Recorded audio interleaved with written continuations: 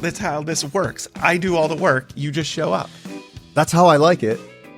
So if it's something that you think you want to try, like video, we're teasing something now without saying anything. Oh, I just said it. You said video. Yeah. All right. Well, now it's going out there, Gianni. So now we gotta Well, you don't have to do it, dude. People say lots of things and they don't follow through with it. You do say a lot of things. That's the problem. You say a lot of things on this podcast that it's never followed through, because for it to be followed through on, I would have to do it. There was one thing. No, there's been, oh, yeah. Dude, I got us a social media manager. Yeah, she's killing it. Dude, I think she's doing great. What else do you want her to do? I'm going to hear back. Yeah, we don't have any video for her to put up. We have no video for her to put up. It's literally a stupid for picture pictures. of us. I send pictures. She doesn't put them up. It's the same picture. Every 2 weeks, you send her a picture of us standing in front of like a... You are so loud. Sorry, dude. Dude. You are... Yeah. So, no, she is doing a great job. But we could probably help her out if we gave her some video. Yeah. So I don't know. The problem with video is like, I feel like I got to doll myself all up, you know? Like shave my head every time I come over here. Because I like that shaved look. No. I thought the only thing I thought about video is, for whatever reason, when we get down here and we start cooking, we start going back and forth, we start bantering, we're starting to talk about heavy topics and stuff, I start sweating. Yeah, you do. Then you lift your arms up because you're going nuts. Huge, pit stains. So then that's going to be on video. But I guess maybe that's what people want to see. Yeah. Video podcasts are very big right now. We're going to have to get some trinkets to put on the studio desk here. Again, besides my gun laying on the desk every day. Just say, Anthony, you're going to need to get some trinkets. Like, this is nothing you're going to do. Dude, I'll bring some leather things over. I'll bring a catch-all. I already brought my own, what do you call this thing? Well, yeah, the Celsius is sitting on a coaster. You brought a leather coaster over? Yeah, dude. I was tired. You kept giving me the Green Bay one, and that was super annoying. That's just the Celsius, everybody. It's a Celsius. That RFK is going to ban at some point, I'm sure. Yeah, good for him, man. But what he won't ban... That guy is ripped, dude. What he won't ban is episode 23 of Lowe Expectations. Whoa, Gary, welcome. Dude, good segue. Episode 23. And... we'll get back to RFK here in a second, but okay. This is... Dude, it's good to see you, Anthony. It's good to see you. Your beard looks good. Yeah, thank you. It is. It's coming in. It's coming in nicely. Where are my notes for this episode? I hit record, and I didn't bring up my notes before I hit record. So this is a problem. But while I look for those, this is the last episode of season 1. I know you're not happy about it. Yeah, but this is not my decision. This was Anthony bullying me like he has for 20 some years, just doing whatever he wants. I disagree 100%. Dude, we're getting close to the holiday season. I want to talk about cops dressing up like Santa, all the funny things, dude. Christmas in county, like all those fun things that we used to do around Christmas time. Well, we can do that, and it's going to be a patron-only episode. So, oh, there it is. Bam! So if you're a patron, this is not the last episode of 2024. If you're not a patron, this will be the last episode. Dude, this is news to me. I'm excited. So now I'm more excited because I was a little bit upset on the way over here. I was trying to think of how I'm going to belittle you for not, doing more. For not doing more. You get so mad. I am getting irritated because you want to give me a hard time for not doing more. I literally am the one. I put the outline together. I have all the equipment. I set everything up. Everything's ready to go when you get here. You push a button, dude. I drive the conversation. I'm like the hero of the podcast. That is true. That is true. That is true. It's actually not true. Most people I talk to are like, Gary seems like a really nice guy. He's so funny and he's super so fun. And people don't like me though when they meet me in person. That's the funny thing. So they probably like me on the podcast, but when they meet me in person, they're like, yeah, I can't hang out with this guy. That's why we need to do video. Maybe if we did video, maybe I'd start getting a little more love instead of you getting a little bit. That could be. That could be. While I gesture wildly. Yeah. Yeah. Anyway, if you want to be a patron, sign up. And if you jump to the top tier, you get a handmade leather good, yes, which I finally sent out to our one faithful and loyal patron of many years. Great. Awesome. That is correct. For as little as $5 a month, you can be a patron. You get patron access to past episodes, new patron only episodes. You get early access to all our episodes if you're a patron. But then, if you jump up to that $10 a month or more tier, you get that free Lancaster leather, Gary Lowe made leather item. Yeah. and it's shipped to you or hand delivered if we're like that, if we're tight, if I can trust you. Yeah. And it's easy to become a patron. Just hop on any of our social media pages. There's information on there. You can also, on every one of these episodes, there's a link in the show notes to become a patron. www.diakonasacc.com. And it would be nice to have a little bit more, just so that way to kind of fund the video experience. You're really talking this up. Well, I went in just wanting to have a private conversation about maybe doing video. You started talking to me about it in front of the microphone. I don't know what you want me to do. I said, we're teasing something without saying it. And you're like, video. Dude, 2025, the year of low expectations on video. Yeah. Yeah. So I'm going to think about that a little bit. We'll see. We're teasing it. So we'll see what people say. Maybe they'll hear it. And please don't put video. We can only handle your voices. We can't handle and it would just be something extra if you have an extra hour instead of watching. Video podcast is the new thing. You told me that. I know. It's the big thing. Everyone's saying you need to do video podcasts. You need a video aspect to your podcast. I do have to say I've been finding my news online. Like, so I mean, you don't trust the mainstream media? I have to say I don't. I mean, apparently Hitler is no longer reincarnated into President-elect Donald Trump, because I guess he's not Hitler. Dude, is he not, or is he? What is wild about that whole thing is that the people who have called him Hitler, called his followers Nazis, said that he's a tyrant, said all these crazy things, will say that and in one breath, and the very next breath talk about how they have to shut down free speech. I'm it makes no sense to me. And put those who voted for Trump in camps, like re-education camps and stuff. I'm like, that sounds. Do we not have any introspection here to hear what we're talking about, to think about what we're saying? Yeah.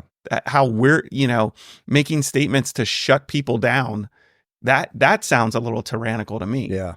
I'm not even going to say. I thought it was interesting that President Biden brought him to the White House and then shook his hand, had a meeting with him. It's going to be a smooth transition. I'm like, if you're giving the country over to someone who you believe is Hitler, you're a terrible human. Yeah. It just means you're a liar. That's the thing. That drives me insane. Right. Don't lie. Yeah. Don't be a liar. Yeah. You could say he's a bad man, he's this and that, but to say he's Hitler and all this other stuff, I was just like, it just.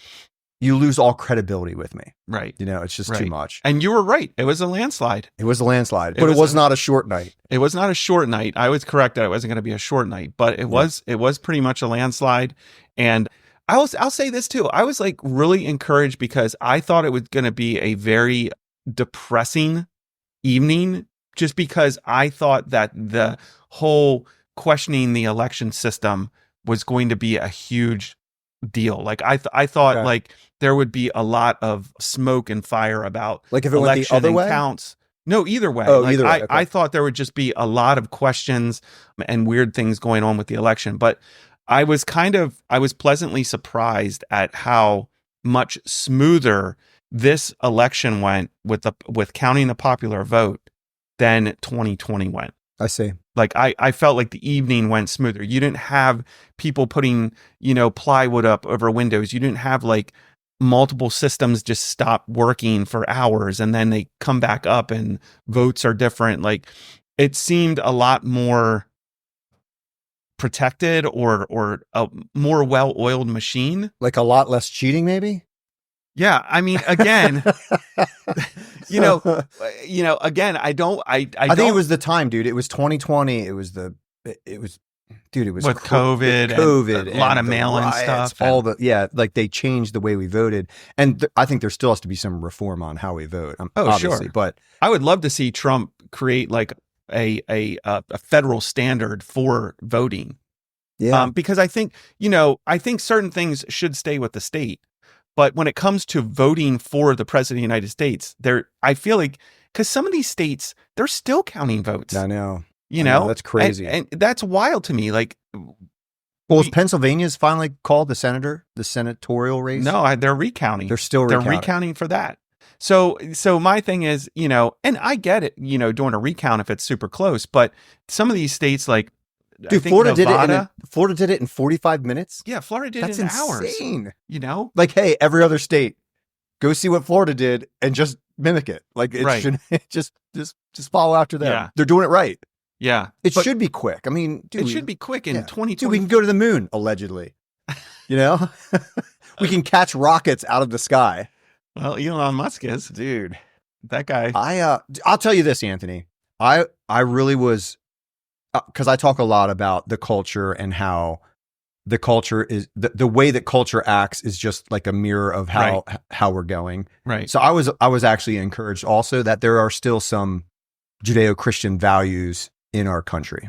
I think people are tired. People are really, I think a message was sent like, we are tired of all the woke garbage. Yeah. We're tired of things that are evil being called good. We're tired of being called names. Right. We're tired of being told that we're dumb and we're stupid by these elitists who sit behind desks in news agencies and literally do not.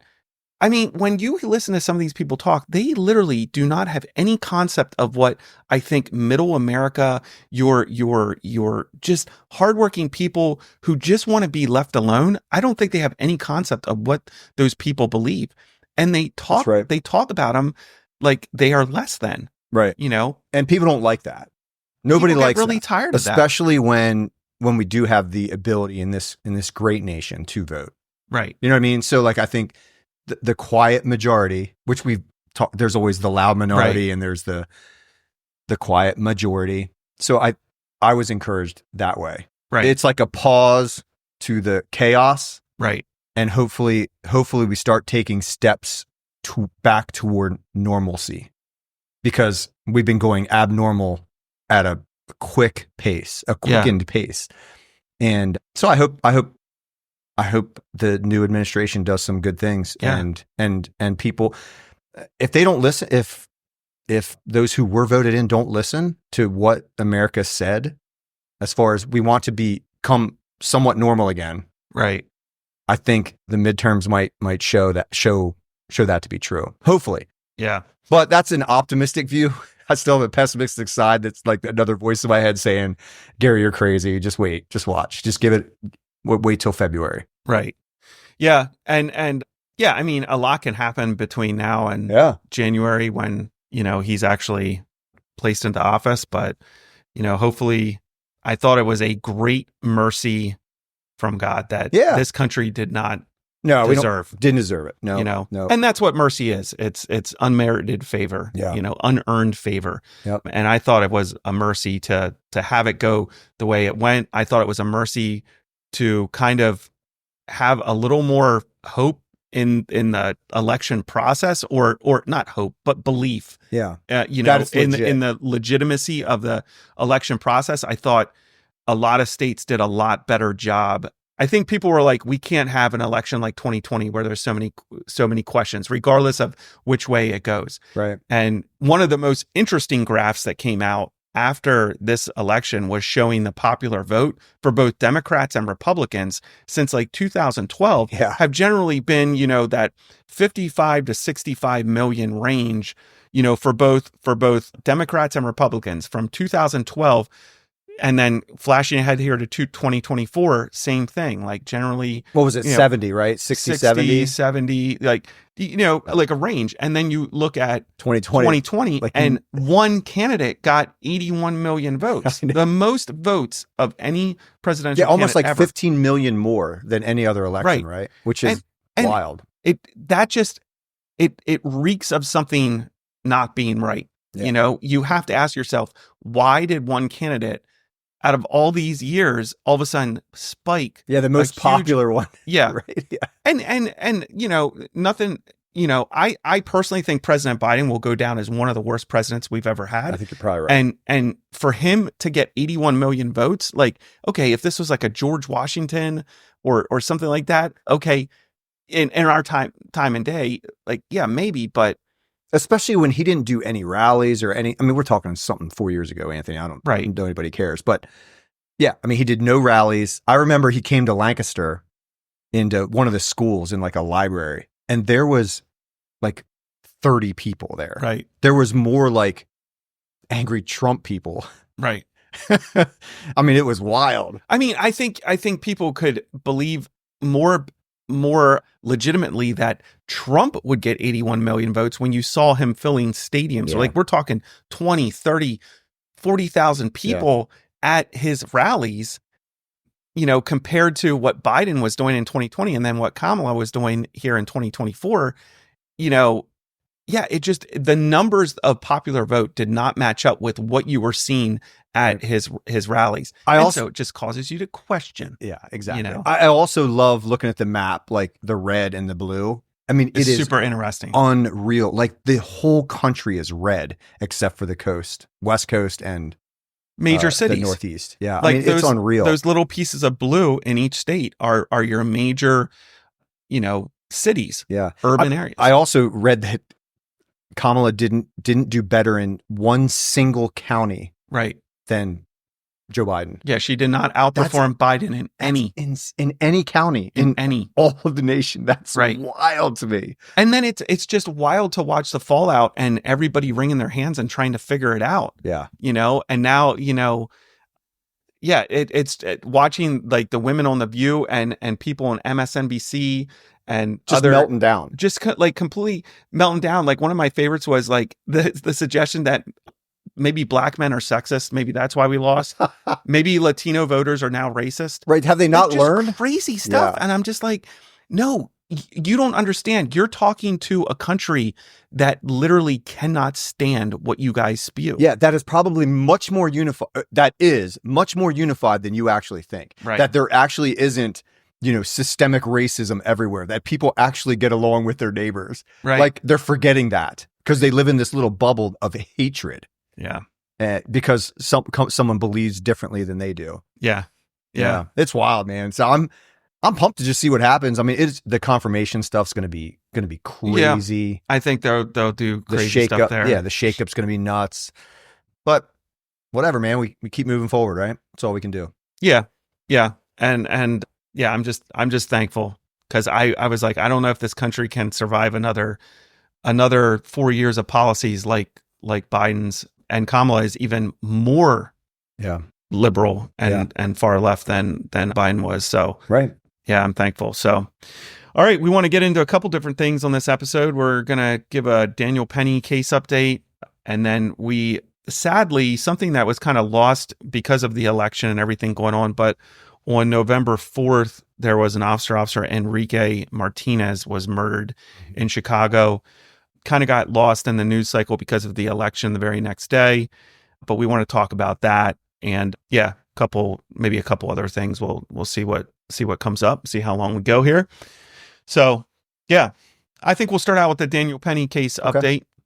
So what have you been seeing about that case that has kind of been surprising to you? Or, we talked about what happened. We talked about, in the last episode, the deceased, what the deceased was doing, what Daniel Penny did to stop him, the chokehold. Yeah. He died. Now he's charged, Penny's charged with manslaughter. But what have you, and I said in that episode, we would find stuff out and see stuff out of that trial that no one has known about and it hasn't been put out there. So, what have you seen that kind of like shocked you, or maybe not shocked you? Yeah, I don't think anything shocked you, but shocked me so far. Just like the witnesses are falling apart for the prosecution, which is hilarious. Like I think to myself, I'm like, man, how could I be a prosecutor and look at what I know? Mm-hmm. Like, cause they have access to all the witness statements. They have access to the body cam. They have access to the police officers who showed up. They have access to the timeline. Like they have access to all of that stuff. And you hear these witnesses basically say, I'm just glad that he helped out, is basically what they say. Right. I'm glad somebody did something. Right. The deceased was acting animalistic, and somebody stopped it. Right. Like they just brought in the Marine who the training Marine, and he talked about how it was a carotid choke versus a airway choke. Okay. Which is what we talked about. There's a difference between the two. You can put someone out quicker.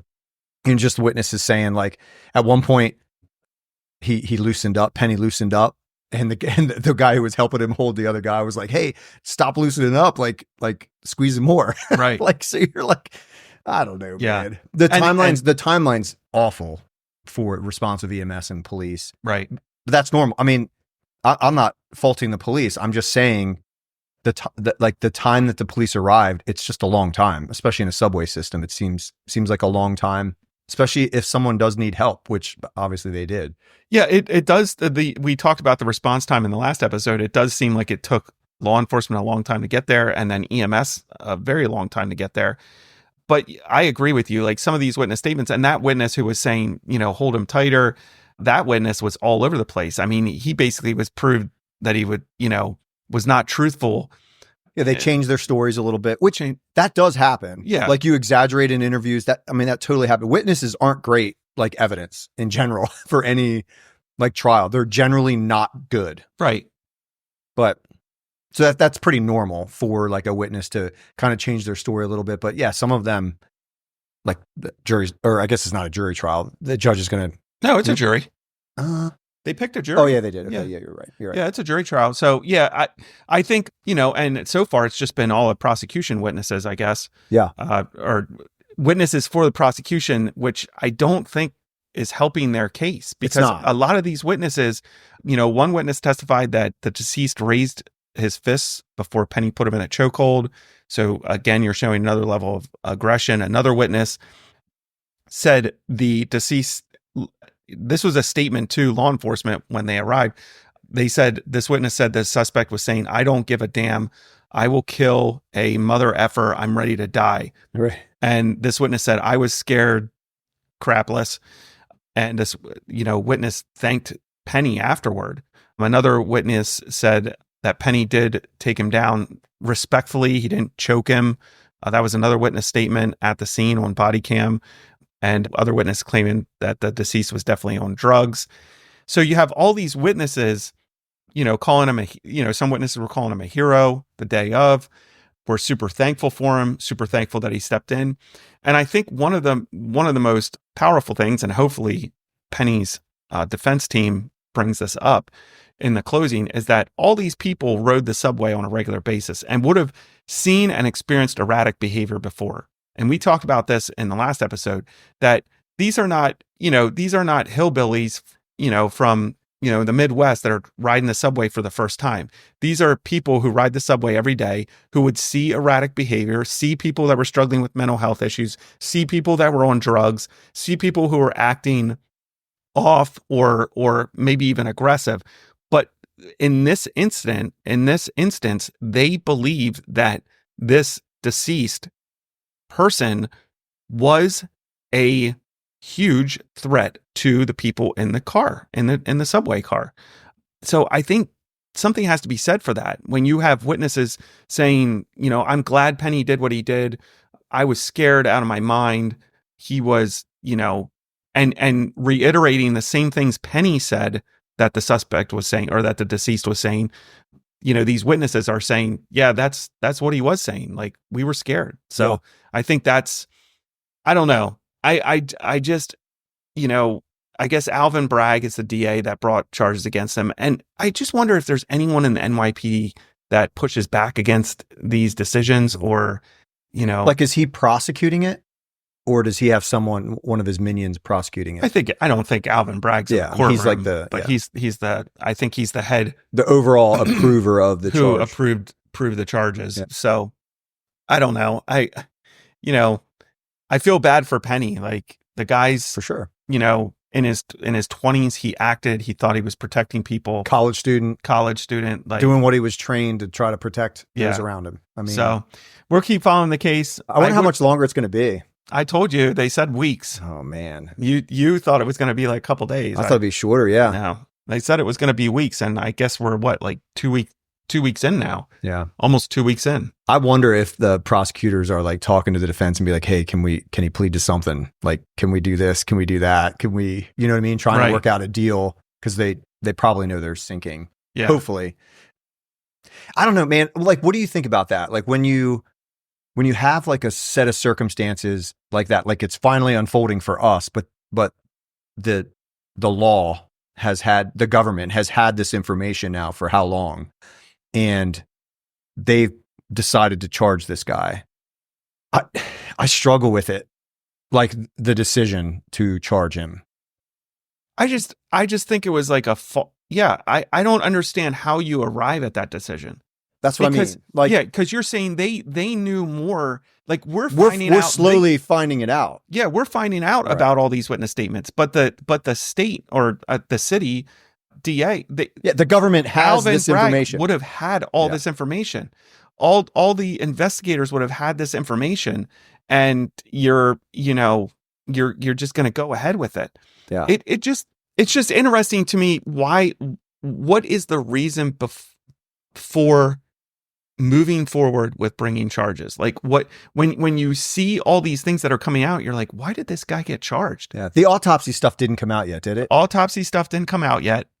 That's going to be next week, hopefully. I guarantee you he had drugs on board, because you even have witnesses saying he was definitely on drugs. Yeah. And you have the officers arriving. He still has a pulse, or they think he has a pulse. I mean, he's still alive. Like, I don't understand how, having all of this information, the decision is made to go ahead to charge. And to me, it just feels like a prosecution based on race.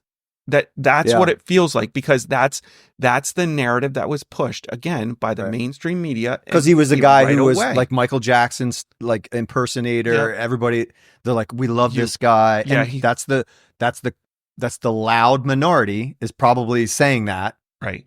Where the quiet majority is just kind of like, I just want to ride the subway, man, without being harassed. That's all I want. And so you have a guy who had, he had mental health problems. He had a drug addiction, but he was trying to do the right thing. He was trying to make people happy. They put up all these pictures of him smiling and looking, normal, not looking like he's out of his mind. And then you have a white Marine, who acted with violence. And it's like, we're going to make this guy pay. That's what it feels like, again, for just a normal American on the outside just watching this, be like, wait a second, this guy came on the subway, was threatening to harm people, to kill them. Threatening to kill them, telling them he doesn't care if he goes back to jail, out of his mind, scaring people, like people are trying to shield their kids and everything. And we have this guy that stepped in, and now you're charging him with manslaughter? Like, this is why local elections are way more important than national elections. Right. I mean, the people of New York, like, you should vote him out. And hopefully they will. He wasn't up for election, I guess, this time around. But I guess there were several Soros-funded DAs that were up for election here just in November. Yeah. I think I saw 12 Soros-funded DAs were ousted. Okay. I think is what I saw. So these are far liberal, left-leaning, criminal-loving district attorneys, which literally is an oxymoron to me. I don't know how you can be a district attorney. That's why care more about district criminals. Attorneys, attorney generals, like those are inspector generals. Those are super important positions because they have the charging authorities. You know what I mean? Like and they're the ones who build their like team of prosecutors. Right. And that's important for citizens because that could be you if you're trained, if you're like an aggressive guy who's going to protect, if you're a sheepdog, right? Right. If you're one of those guys that has that, or ladies that has that like drive, that's why those elections are super important, because they're the ones who are eventually going to prosecute. I mean, hopefully this kind of incident slows down when RFK fixes the healthcare system and mental health is, no longer an issue. But that's sarcasm. Hopefully that came through. But you know what I mean? Like hopefully these things like slow down, but it's going to take a while. So you're going to have more of these similar incidents where people step in, where if you carry a gun legally and somebody is robbing someone and you step in and shoot, like those are the things that's why those elections are important. Attorney generals and local DAs, district attorneys are super important. Right. They're important because they're the ones who look at all the facts and they say, "Yep, this is race. We're gonna go get this guy," or "This was justified. It's tragic. This person did what was right, and potentially saved some people's lives." Or, right.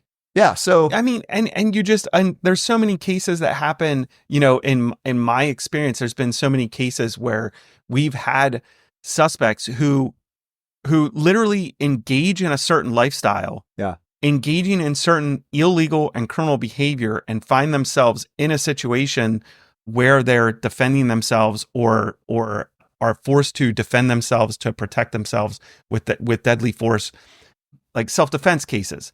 And there's like a huge discussion then, like, do we charge, like, it's one of these, it's on the fence, he was engaged in maybe dealing drugs, but this guy pulled a gun on him, and so we've had those. A drug dealer gets a gun pulled on him. It's going to be a drug ripoff. The drug dealer shoots the guy who's going to rob him. He doesn't get charged, at least with the murder, because it's a justified shooting, and that's the thing that's important. So even if he's a criminal, like, he might have the gun charge, he's gonna eat that. He's gonna eat the drug charge if the cops can find it. Like, you know what I mean? So if it's there, it's there. But like the murder, like, it's self-defense. If someone pulls a gun on you, even if you're involved in criminal activity, you can defend yourself. I mean, And so in those cases, I guess in my experience, like, I've seen district attorneys err on the side of caution, because we've worked with good district attorneys, but we've never had. I don't think I've ever worked with a bad.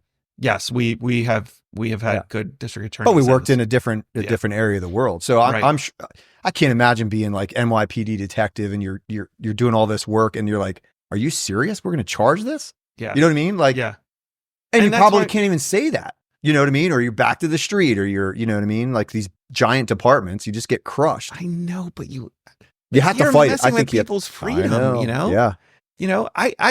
I bend over back, in cases I bend over backwards to make sure that if I'm dropping a charge on someone, that it's the right person, that it's the right charge. Like, especially if the more serious it is, the more careful I want to be. And I feel like, generally speaking, in our country, that's how it has been. District attorneys have given the benefit of the doubt to the people involved, the suspects involved, even if they're engaged in nefarious activity. And here you have a case where he's just riding the train. He's a law-abiding citizen, and he takes action, and you want to bury the guy. And I don't understand it. Yeah. I remember a brutal murder, a burglary murder. And I remember the investigators were so, like, cued in on one person, and there were others. Like, I was real young, and I remember others just, like, arguing about this, and they almost pulled the trigger. They almost signed charges on this guy, and he had nothing to do with it.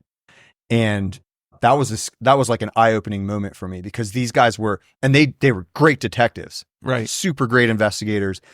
They were on this trail, and everything looked like it was him. Yeah. And they took a step back after arguing, and, like, all of the, like, you're workshopping an investigation, and thankfully they didn't bring charges. Right. And well, I mean, they got the guys anyway, but like, that's scary, because I mean, my whole career has been, I don't even want to sign an affidavit, and an affidavit is just probable cause, right? So it's not, this guy did it. Right. It's, you believe beyond a reasonable doubt that this guy did it. That's what you're believing as an affiant. And I've like, my whole career, I'm like, I do not want to sign that affidavit unless I have legitimate probable cause. Right. And, like, I don't know how you do it in this case. I just don't know how you do it. Especially, I don't know if I could. Yeah. Now I'd, like, find somebody else to sign it. Like, I don't know. Yeah. Now that especially in my career now, like, if I don't feel comfortable with it, find somebody else, dude. Right. I don't know. Yeah. Especially now that we have all these witness statements coming out, all this stuff coming out, like you said, that the city knew, that the NYPD knew, that New York District Attorney's Office knew. They knew all this stuff. We're just finding out now, and they still decided to bring manslaughter charges. And we might have a whole nother week or two of stuff coming out. Yeah, and who knows? Maybe something will change my mind, but I don't think so. I don't think so either. I'm seeing stuff. I'm just like, I cannot believe they charged this guy with manslaughter. Yeah. So we'll keep following it and see what happens. But I don't know. I think the tide is turning. I think people are like, we're done. Like Gaskin, the DA in LA. Yeah, he's your guy. He's one of your guys. He's out. They're like, we've had enough of this guy. Loves criminals. They voted him out? They voted him out. Wow. Yeah, he lost the election. Okay, that's good. So he was one of the Soros-funded DAs that got ousted. So we got no more like material for Gaston. Like, what are we going to talk about if like the country's going better and we still got Chicago. Oh, Chicago. Yeah. If there's anyone that listens to this podcast and you know any officers in Chicago, can you please share this podcast? Dude, I would love to talk to a Chicago cop. I think that would be awesome. Because those guys, like, I don't know how they do it. I don't know how you go to work and do it. And especially aggressive guys, like the guys that are getting in trouble. Right. Like, I don't know how you do it. Like the guys that are just punching the clock.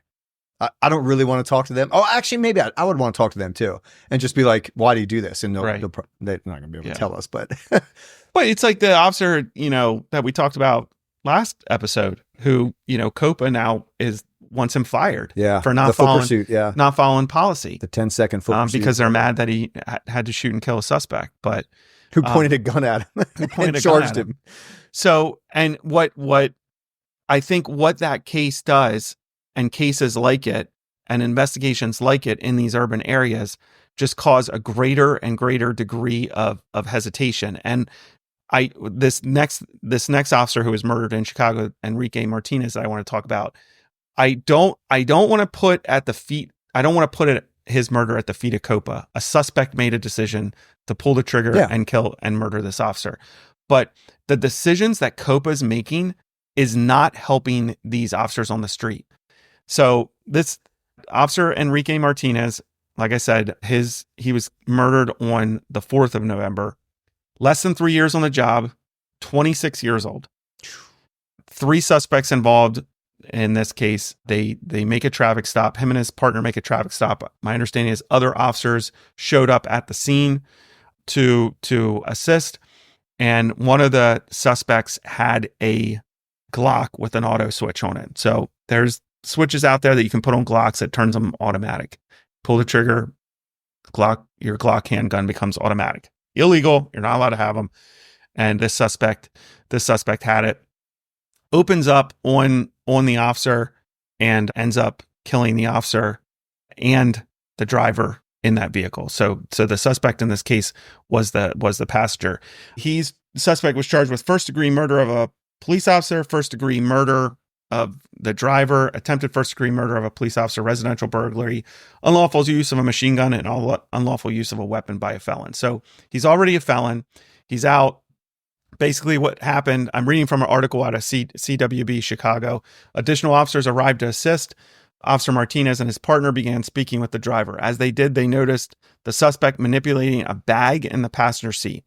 Chief of Detectives City said. Both officers ordered the suspect to stop reaching for the bag, but the suspect continued, pulled out the handgun with an extended magazine and equipped to generate machine gun fire and started spraying gunfire, killing Martinez and the car's driver. Listen to what this suspect did then. Suspect then pushed the dying driver's body out of the vehicle, climbed behind the wheel, put the car in reverse, dragged an officer with him, causing that officer's gun to discharge into the ground, and then crashed into parked cars, bailed out, ran into a nearby home where a woman was living. Like a stranger's home. Yeah, a stranger's home. That's where the burglary comes. He found a knife, cut off his electronic monitoring bracelet, because he was on GPS electronic monitor bracelet, and fled before Chicago officers caught up to him and were able to take him into custody. So that's what happened. There's a awful video out there I saw it on X. It doesn't show anything. It shows some flashing lights. It shows the car pulled over. All you hear is, I'm assuming it's Officer Martinez and his partner yelling, "Stop reaching, stop reaching, stop reaching." For like 10 seconds, they're screaming at the suspect to stop reaching. These officers know what's happening. They understand the gravity of the situation. Why did they not drop this guy? And one of the reasons they didn't drop him, you cannot convince me that these decisions coming out of these civilian officer review boards, offices of accountability, is not affecting officers on the street. So just a couple weeks before, it came out that this officer that we talked about last week, who defended his life from a suspect who pointed a gun at him, is facing termination for violating minute policy violations, you cannot tell me that those things are not running through the minds of these officers in those moments. That is a deadly force situation. And hopefully, since we have a law and order candidate now becoming president, some of this stuff starts to change because, Officer Martinez should be alive. 100%. They should have. Is it 10 seconds? Is that how long? I think it's right around 10 seconds that they're giving him commands. A long time. Like when we say 10 seconds, we think that's short. Right. Giving commands like that in that type of situation is a super long time. Right. It's a long time. Yeah. Yeah. And he's not listening, obviously. You have to ask yourself, like, what? I'm guessing they probably had their guns pulled at this point. I would assume these officers at least had their guns out. Yeah, their body cam stuff's not out yet, right? Yeah, nothing's out yet. I'm assuming that these officers at least had their handguns pulled, maybe even pointing it at the suspect. And you have a suspect who is refusing to follow commands, who's emboldened, who knows that these officers are going to hesitate because they don't know what he has in the bag. Right. Okay. But that's not normal activity. A suspect having a gun pointed at him and isn't stopping what he's doing. Yeah. And it also proves how quickly, just because an officer already has his gun out, doesn't mean their reaction is always slower than action. Yeah. And the suspect, especially with an automatic weapon, doesn't care about anybody's life. Right. And, shouldn't even be on the street. These bracelets, these GPS tracking bracelets, these electronic monitoring are dumb. Yeah. I think they should this is how you monitor a criminal in a prison cell. Yeah. I mean, bottom line, like right. I've done drug investigations where we've used the GPS monitoring to prove our case, right? To help us prove our case that the suspect was at this location at this time. So it's not just my word that I saw him deliver drugs to someone. His GPS monitor showed proves him there. it. Yeah. When he's not supposed to be there. Right. So it's just, I don't know. Chicago Mayor Johnson released a statement, refused to say the officer's name. These people, they really irritate me. Mm-hmm. You want to say the name of absolute dirtbags that maybe didn't deserve to die. Right. Like I'm thinking of like George Floyd and stuff. Okay, George Floyd didn't deserve to die, but he is a dirtbag. Okay, you will say his name. You'll give him a golden casket. You'll do all this stuff for him. But here you have an officer who is murdered in cold blood, and you release a statement as the mayor, and you won't even put the officer's name in it. It's ridiculous. Yeah. Ridiculous. And his like, what was his statement? He said something about. Are you going to read it? No, I'm not. He said something about. So he refuses to say his name, and then he says, this man who was killed or who shot the officer, he shouldn't have been how did he say it? He shouldn't have been out, and he shouldn't have had an automatic weapon. That's not the thing. The thing is he's a criminal. He's a murderer. That's what he is. Like that's what he is. It's not the fact that he had a gun that was the problem. Right. The problem is he's a murderer. Right. That's the problem. So like even that, like I get like switches shouldn't be around. Right. I get it. They shouldn't be. But like that's not the problem. The problem is the human behind that thing. Right. And you want to turn it into a gun thing. That's exactly what he did. Right. So he's turning it into like guns need to come off the street. Okay. Yeah. And how's that working out for you? Because Chicago has some of the strictest gun laws in the nation, if not the strictest gun laws in the nation. Yeah, they're not buying them from gun stores. These guys, they're straw purchases. Yeah. They're stolen. They're so you are the mayor of a city with extremely strict gun laws, and you're still making statements about gun law. Mm-hmm. It's not working, and the reason it's not working is because you're dealing with criminals. They do not follow the law. You can put as many laws. This is one of the things that it is mind numbing for me for the left when it comes to gun laws. You could ban every single gun in the world and say guns are not allowed. The only people that are going to follow that are law-abiding citizens. Right. And some of those are going to say, I'm not following that, because you know why? Because this moron down the street who's a criminal, he's not going to follow it. Yeah. He's going to be the one that has and I'm going the to protect gun. my family. And so I'm going to protect my family. So gun laws, I'm so tired. It doesn't matter. They keep adding them and it doesn't change anything. It doesn't change. You know what anything. you need is aggressive policing. That's what you Yeah. need. And you need to put officers in 4-man cars rolling up on corners that are notorious for shootings and gang violence. And you grab people up, you pat them down, and you send them on their way. You let the community of criminals know that they're done. That's what you do. But instead, in Chicago, what you do is you take down the shot spotters. Yeah. That's one thing they just did. Take down the shot spotters, that help the police pinpoint where gunfire is coming from, that have helped the police locate victims of gunfire. Yeah. And know where the hot spots are. Like that's, yes. And like they shouldn't need that, but, right. but it's a pretty good tool. It seems like right. Now you know where the hot spots are and you can send your officers there, but they're not doing that. So instead you take that down. Yeah. And instead you have COPA tying the hands of police at every turn. And then something like this happens and you're like, so these gun laws, and I'm not going to name the name of the officer that was murdered. How dare you? Like,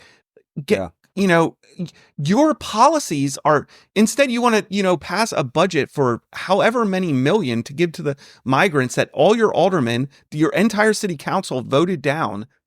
The entire council voted it down, which should be a clue to you that you're probably on the wrong track, because you work in you're the mayor in one of the most liberal cities in the country, and you're trying to pass a ginormous budget increase so that you can pay migrants more money and give them housing, and, try to pass more ridiculous gun laws.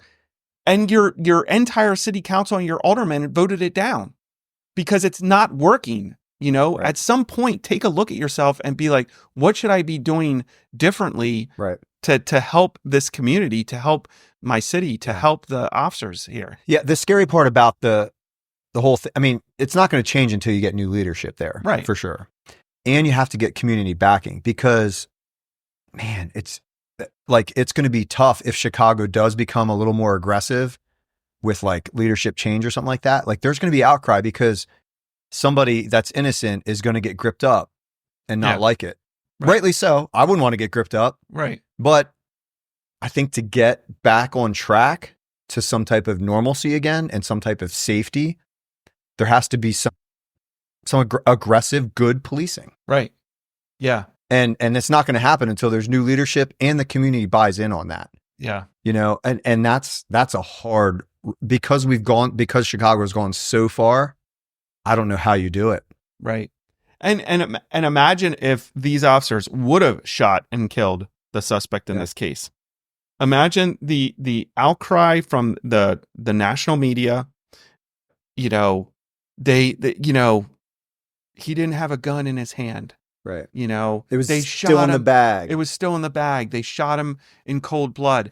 They made him trying to get rid of it. He was, they're going to come up with some story. Yeah. You're exactly right. Yeah. So these officers, again, the saying used to be, I'd rather be judged by 12 than carried by 6. Yeah.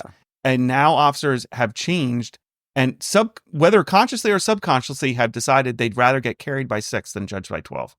Because the judged by 12 is no longer judged by 12. It's judged by the national media, the president of the United States. Yeah. And that all started with Obama judging officers who were doing their job before he had any facts and basing it on the color of their skin. And it's just, how do you fix the problem? You fix the problem by exactly what happened during this election. You vote out, Los Angeles voted out a guy they had voted in who reimagined law enforcement, who was reimagining, the justice system. And they're like, this reimagining, this sucks. Yeah, we don't like this. We don't like this. Let's try something else. So I think that is what's going to have to start happening. And unfortunately, I think you're right. I think as the pendulum swings back and people are like, no, we want law and order. Like this reimagining, we don't need police, defund the police. That's not working. We want some law and order.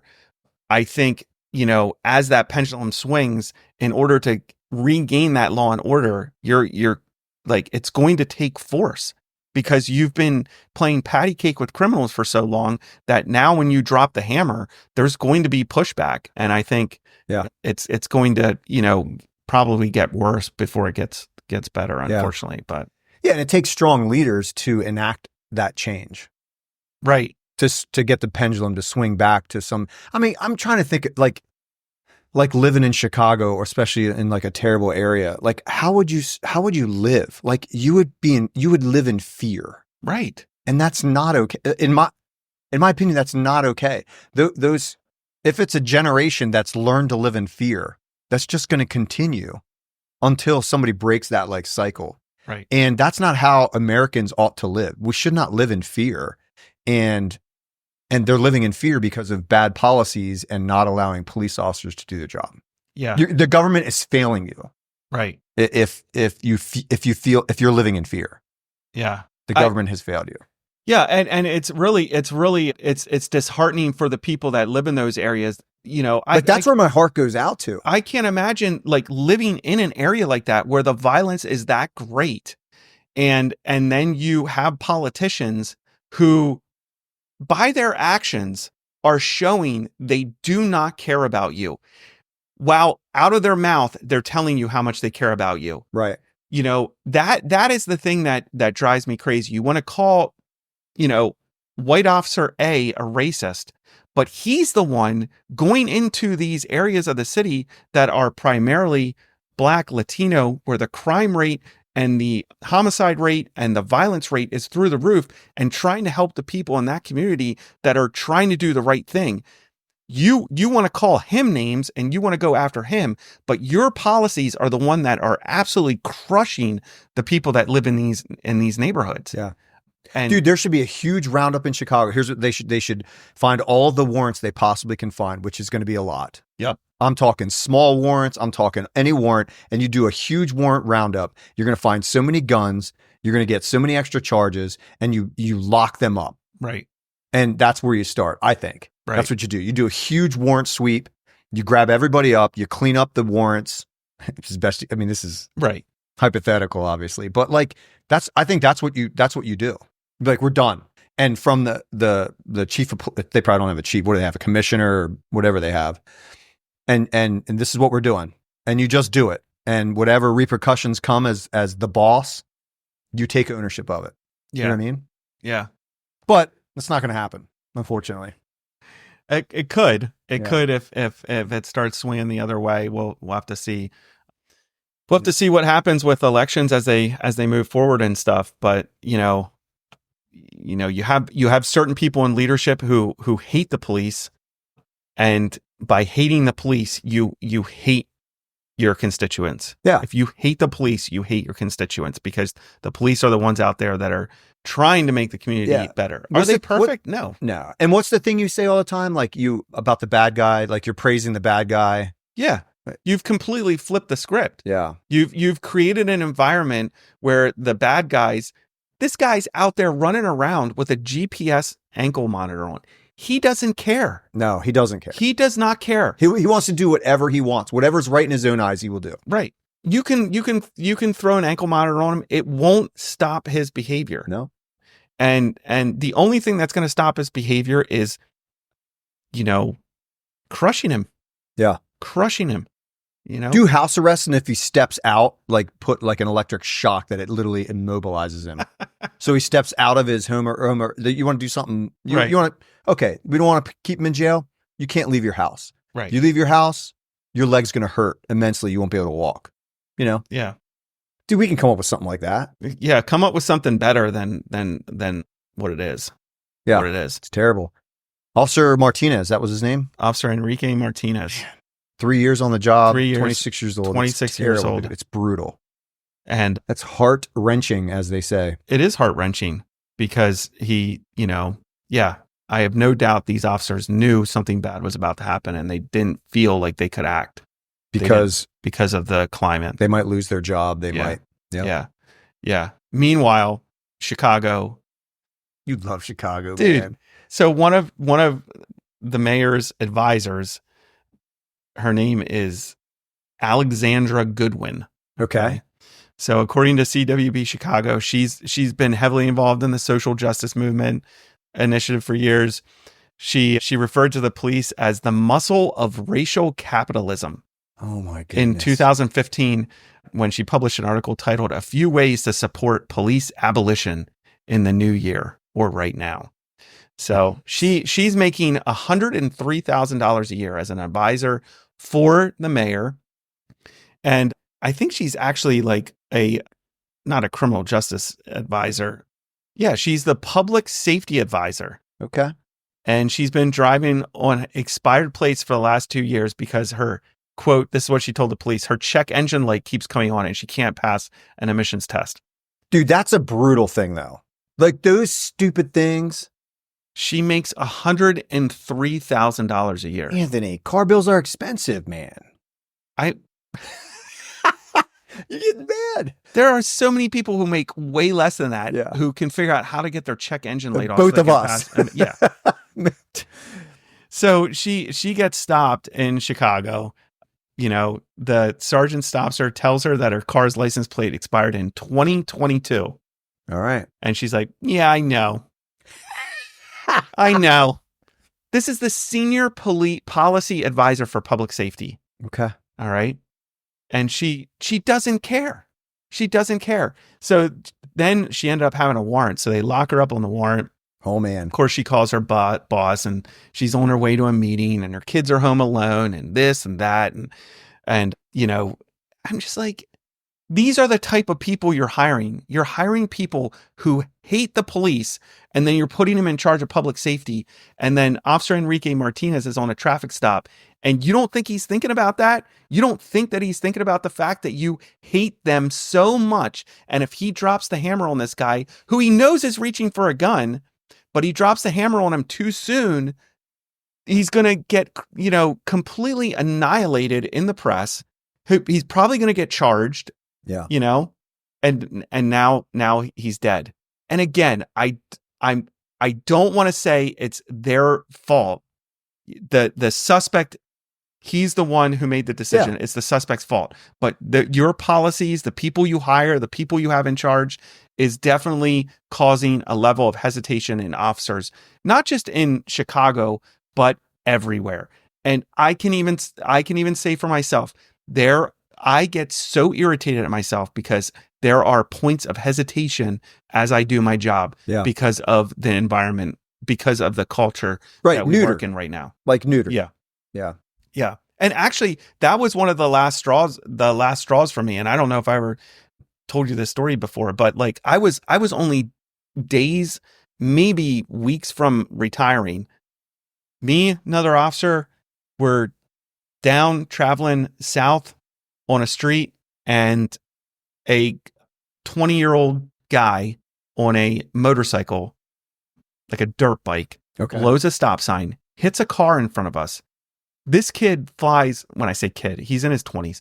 He goes like 20 feet into the air and lands in the road in front of us. Okay. So obviously this is after George Floyd, you know, the police are, you know, evil, systemic murder, racist murders. Yeah. This kid, I can't remember if he was black or Latino, hits the ground, messed up, tries to get up and leave the scene of the accident. Okay. All right. He's at fault. He doesn't want to be there, dude. He's at fault. He wants to go home. I'm watching this, and you know, all my training experience, I'm like, okay, this guy just wants to leave the scene of the accident, doesn't want to be held accountable for the accident, but there's something more going on here. Yeah. My guess was he probably had a warrant. Okay. So he's trying to leave. So now I'm standing with him, and I'm dancing with this guy in the street. Like I'm like holding onto his arm, shoulder, trying to keep him there.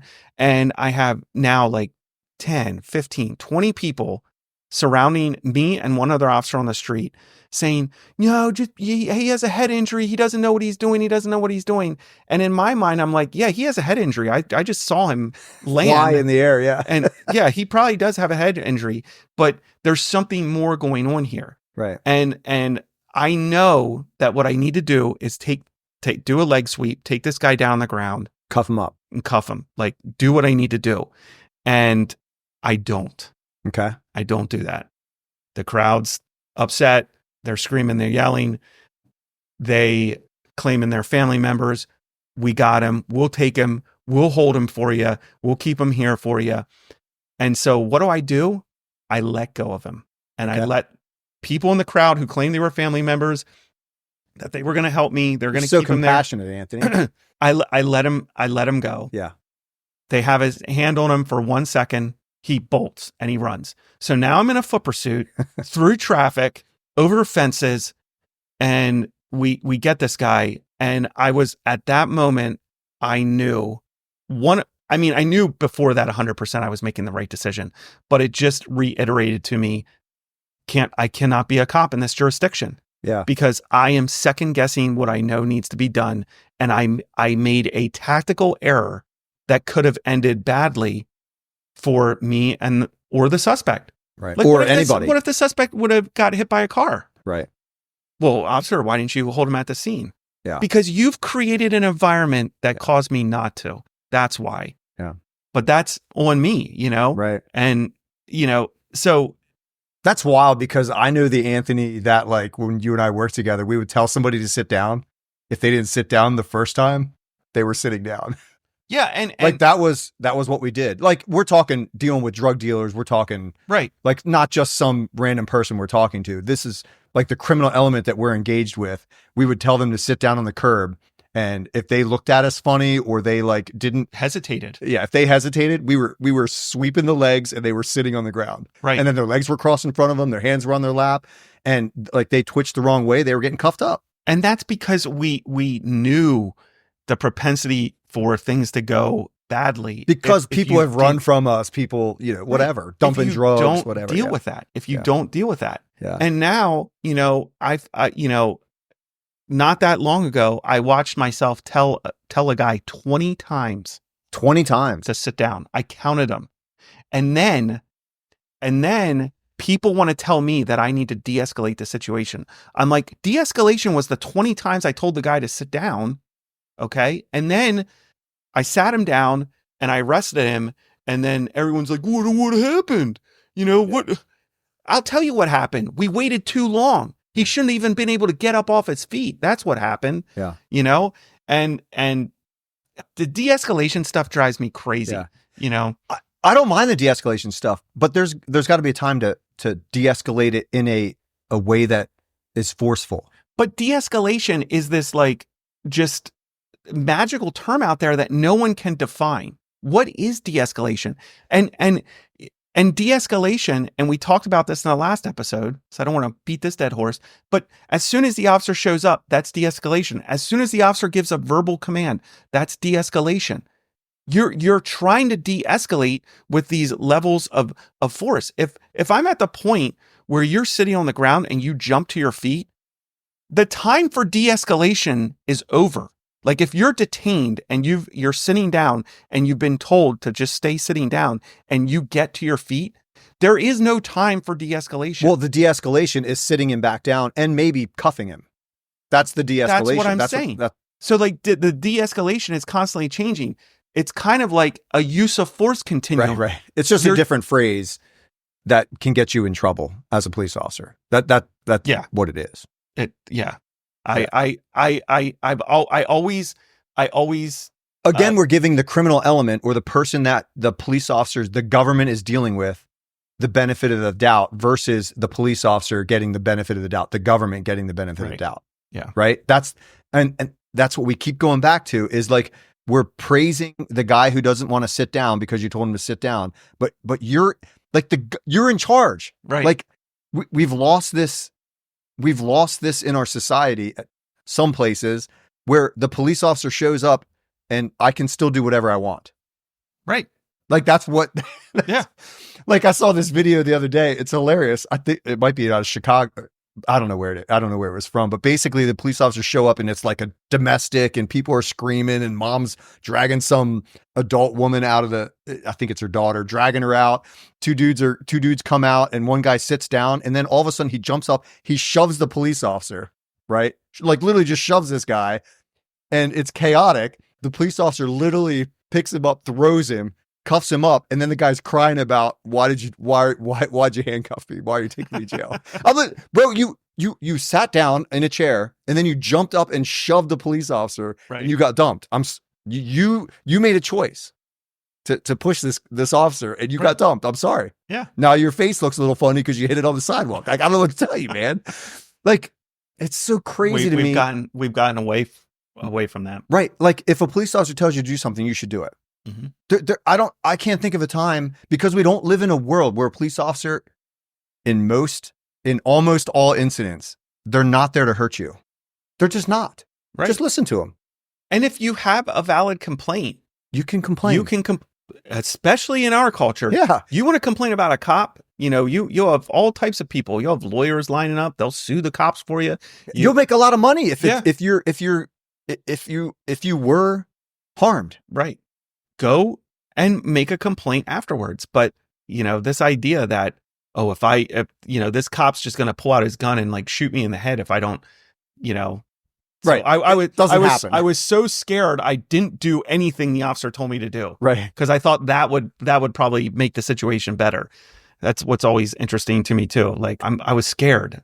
Like, everybody in life has some type of authority figure in their life. Like, everybody does. But like, we live in a society that the criminal element doesn't agree with that or isn't going to follow that. Right. I mean, yeah. There's authorities in our lives. We have to submit to authority sometimes. All of us. All of us do. All of us have to. Yeah. So, yeah. Yeah. Wild times. I am excited, thankful for the election and seeing the swing back to normalcy, common sense and stuff that is normal, like normal things. Right. So hopefully the mutilation swinging. Of children stops. Yep. I think that's on the agenda. Trump had a huge, great statement about that. Yeah. Putting an end to that. Yeah. It's cool. You seem optimistic, Anthony. I like that about you. I am optimistic. And maybe I'm too optimistic. Yeah, dude, we're going to get crushed again. Like, we'll find out. We'll be back to being pessimistic soon enough. Just read a couple articles out of Chicago. Just get on X. Yeah, see what happens in LA. Dude, I love X. Do you? Love it. And what's cool is I've seen more people getting on X, like more people I know getting on X. Because a lot of social media, a lot of the people that I'm friends with or follow or whatever are people I know. On X, it's different. It's a whole bunch of people I don't know. So it's kind of cool, seeing more people get on that I do know. So if you're out there, like I'm more fun to follow on X than anywhere. I post more on X. I'm more engaged on X than anywhere. It's great. I don't feel like my posts aren't being seen by certain people. I feel like I can see more stuff from both sides. It's just, it's a different feel. It's Elon Musk's playground. Yeah. Him buying that was awesome. That's funny. And I do like X. Dude, you got a giant smile on your face. Like, it is the Wild West of social media. It is so cool. I can't stand Facebook. I'm not a big fan of. I don't like Instagram either. Yeah, but X is cool. Like, you can see some really cool stuff on X. That's funny. So jump on, follow me on X. What's your handle? I think it's like, I don't even know. Oh my goodness. Officer OFC A Weaver, I think. Okay. We'll put it in the show notes so people can follow you. There is. It's always in the show notes. Well, I don't know this, dude. Exactly, because I do all the work. Rightly so. You're good at it. Like, I do all the work. Like, my wife does the laundry because she's really good at it. I do the cooking because I'm really good at it. You do the cooking. Yeah. Yeah. Yeah. I don't do the cooking. Dude, I'm picking up sushi on the way. Yeah. When I leave the studio here. I'm gonna grab some sushi for the bride and I. Great. We're going to eat some sushi. Yeah. I don't know what's being prepared. Nice. Prepared up there for me above the studio. Above the studio. Something delicious, I'm sure. So give us, honest 5-star reviews. Yes. Get on, Do 1 star, like, does the algorithm help us if we get 1 stars or no? Do you know? I don't know. I mean, we're like we're so small. We're such small potatoes. Like, okay. Well, listen, let's have our listeners push us out there a little bit, man. Tell your friends. Have them listen to us once in a while. Like we're kind of fun. If you have friends in Illinois, since we talk about Chicago so much, share the podcast with friends that you have in Illinois. Maybe they know a Chicago officer. I would love a review from a Chicago officer. Yeah, that'd be awesome. That'd be cool. I mean, you probably got to hide your name because, COPA will come after you, but try it, dude. It's easy. COPA's all over. They probably are. They're probably like combing the interweb. Yeah. Oh, this officer. Dude, I saw this post on X from this, I think she was. Wasn't she a sergeant or something? Or a Philly cop? Yeah. Philly cop. And she basically said, like, if you voted for Trump, like, it's on. Like, we're coming to whoop your butts. And like she said some crazy stuff on X. And I was like, what are you doing? Holy cow. But apparently she's under investigation. It's going to be the best. Apparently she had an accidental discharge at one point in her career. Like, this chick sounds like a mess, but boo on her. Yeah. Yeah, you sent that to me. I was like, she seems normal. Yeah. Dude, she was real bad. Yeah. Like she was basically like, we're going to come after, if you voted for Trump, we're going to come after you as police. Like, I'm like, really? Like, what are you doing? Yeah. She should turn. Talk about an abuse of power. She should check around because I guarantee you the majority of people she works with probably voted for Trump. Yeah, I think you're probably right. Which is interesting. I have always thought it's interesting that generally your people in the military, first responders, are like more conservative. I've always wondered why that is. Is it just because they have a better understanding of the reality of what's really going on in the world, in the dark, in the darkness? Yeah. I don't know. I've never worked with a police officer who has been conservative and has gone liberal. I have worked with police officers who have been liberal and have gone conservative. Yeah. Which I think is super interesting. Maybe this is something we should talk about. Like it is interesting to me that generally your people in law enforcement, your first responders are conservative. I wonder if it's just our world though. I mean, because we live and have worked in a conservative area.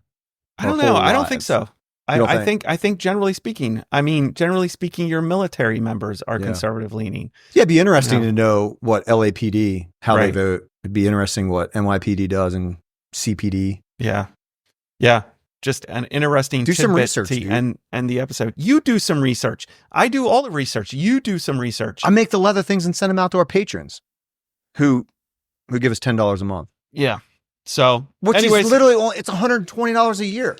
Yeah. And the stock market's doing great. Dude, most of you probably have Bitcoins and Dogecoins. If you want to see, I don't even sell know a coin, man. Yeah. Support the podcast. If you guys want to, if you want to see video podcast, become a patron. Yeah. Yeah.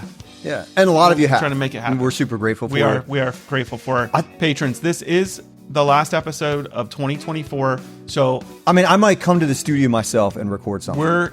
We will do a patron only episode. So if you're a patron, we will do a patron only episode. But I would like to say happy Thanksgiving. Merry Christmas. We can say it again. Yes, we can say it again. It's so wild. We would say it anyway. Yeah. Even if it was outlawed, I would say it, Anthony. I would too. I would break the law. And because that would be an unconstitutional law. Happy New Year. And Gary and I will see you in 2025 with season 2. So it'll be season 2 that we're going to do. We're going to start again. Season 2 of Lowe Expectations. Do we have any goals for season 2? I'm fading you out, Gary. Why? I am done because I don't want to talk about any more goals. Why? Because they're not podcast goals. There's goals for Anthony to do. Well, let's come up with some podcast goals. Bye.